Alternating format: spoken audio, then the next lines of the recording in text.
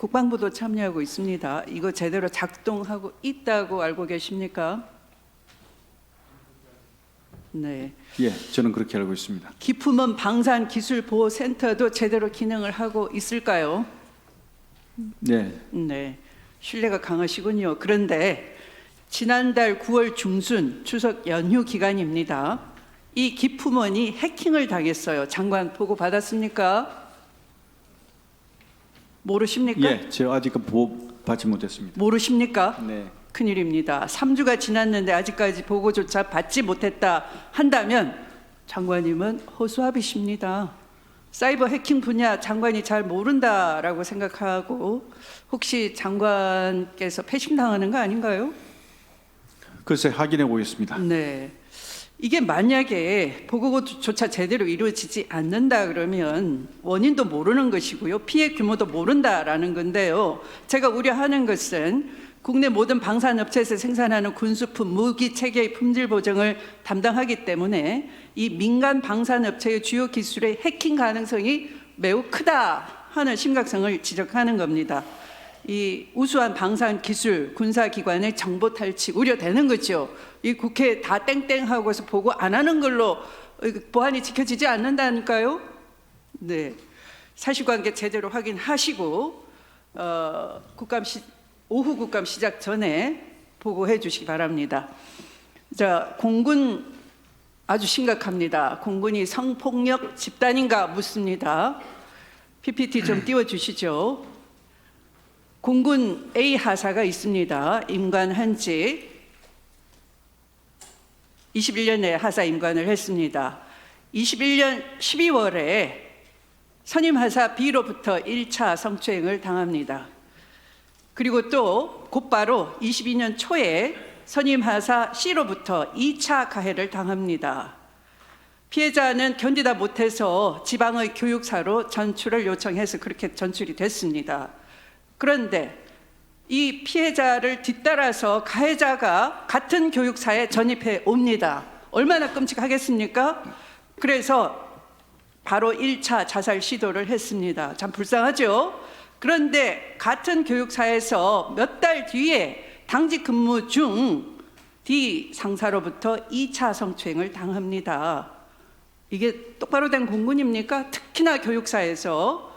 그리고 또 금년 초 1월과 7월에 딥페이크 피해를 당합니다. 그래서 피해자는 2차, 3차 계속 자살 시도를 하고 현재는 국군 수도병원에 입원해서 치료 중인데요.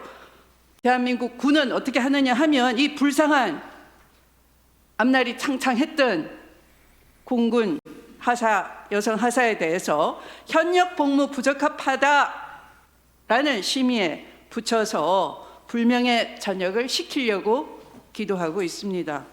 그러나 피해자는 이 지속적으로 군 복무가 어렵기 때문에 심신장애를 사유로 한 전역을 요청한 상황입니다. 자, 묻겠습니다. 장관.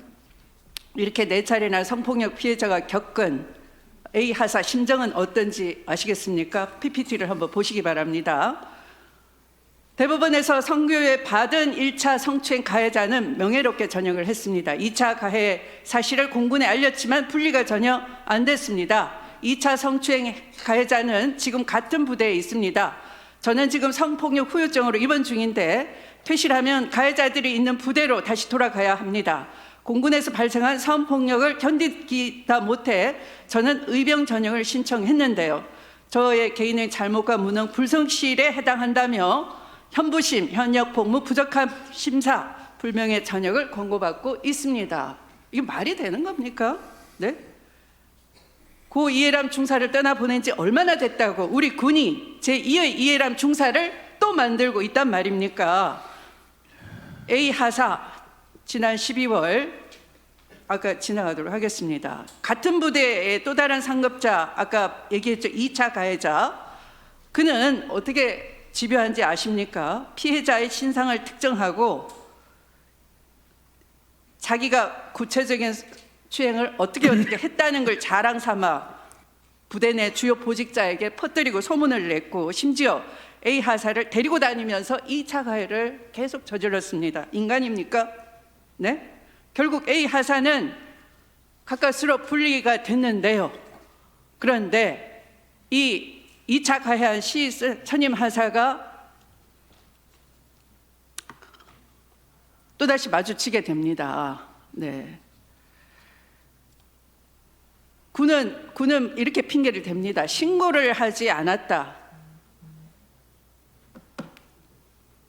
그런데 군이 이 사실을 알고 접수를 해서 사건을 알고 있는 겁니다. 신고를 왜 못하겠습니까? 바로 그렇게 불명예 전역을 시키기 때문에 참고 있었던 거죠. 자, 국방부 부대 관리 훈령 250조의 3 피해자 보호 조항에 따르면 부대장은 어떻게 하라고 되어 있습니까? 성폭력을 알게 되면은 피해자 의사를 최우선적으로 고려해 주라. 가해자와 피해자를 분리하라. 이렇게 명시되어 있는 거죠. 맞습니까, 장관님? 네, 그런데 그렇게 하지 않았습니다.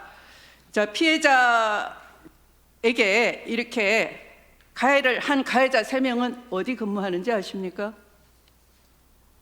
군사경찰 소속 부사관들입니다. 네. 군에서 범죄를 근절하고 적발하고 범죄 근절에 앞장서야 될 사람들이 오히려 성폭력 범죄자란 말입니다. 연달아서 같은 가해자를, 같은 피해자를 놓고 뭡니까 이게?